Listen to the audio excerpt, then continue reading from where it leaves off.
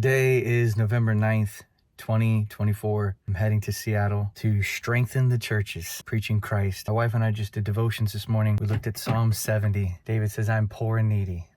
Oh, we need to recognize this.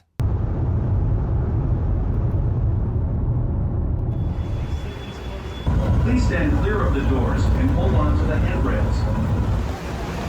The reason we need to be aware of our bankruptcy, that we're poor and needy, because if we're not, we will rely on ourselves. We will depend on something else. And that is idolatry, misdirected trust. Look at the humidity in Florida.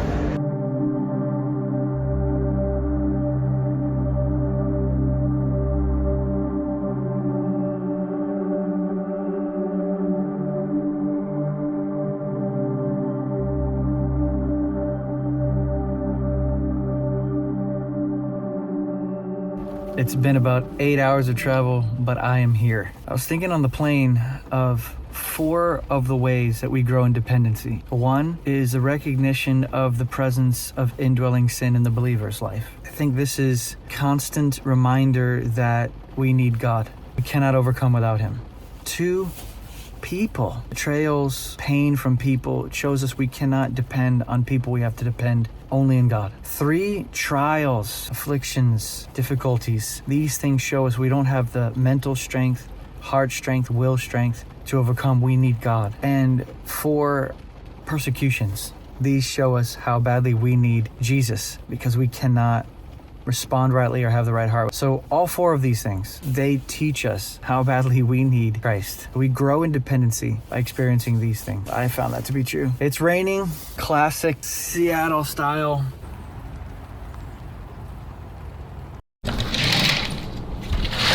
Today is November 10th. I'm going to be speaking at All Creation Church here in Washington. I'm about to go meet with the pastor now at a pizza place. This morning, my heart was fixed upon 1 Timothy. I was moved seeing how Paul says to Timothy, first of all, this is what I want, men to pray. And then he roots that in the gospel. He says, Jesus died in our stead to ransom us. And then he says, so therefore, pray. The gospel inspires men to prayer. What if prayer, intercession, covering things, bathing things in prayer is really rooted in whether or not we truly believe the gospel? Well, come with me to the pizza spot. Let's meet Pastor Dylan for lunch. Turn left onto 56th Street. Bro, that's a talent, parking that 3500. It's honestly easier to back up in that. Is it? Forward, yeah. How you doing, man? It's like a Good. boat. This is Ben. Sorry. Yeah. Nice to meet you. He's a worship leader and... No way. Thank you.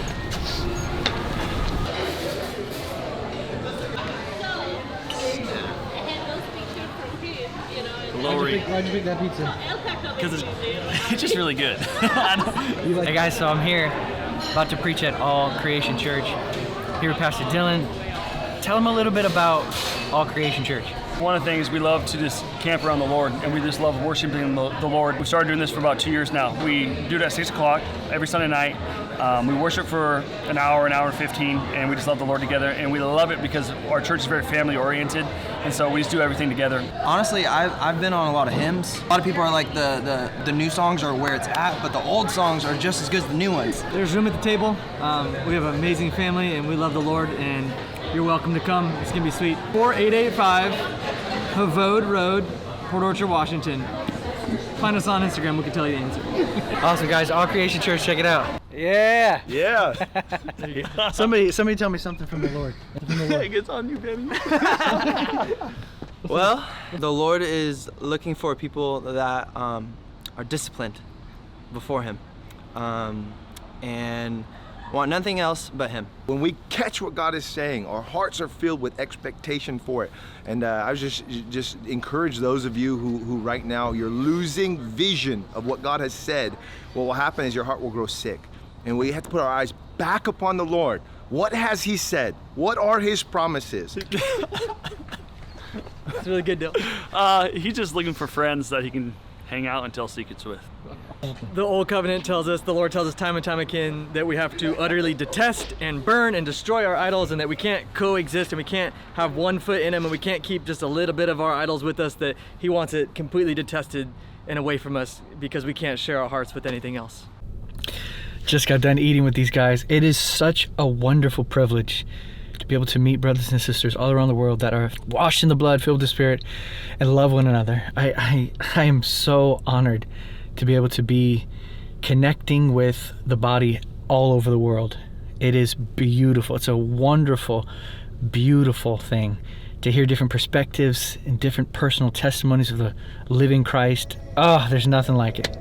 So we'll have a meeting tonight in a little bit here at All Creation Church.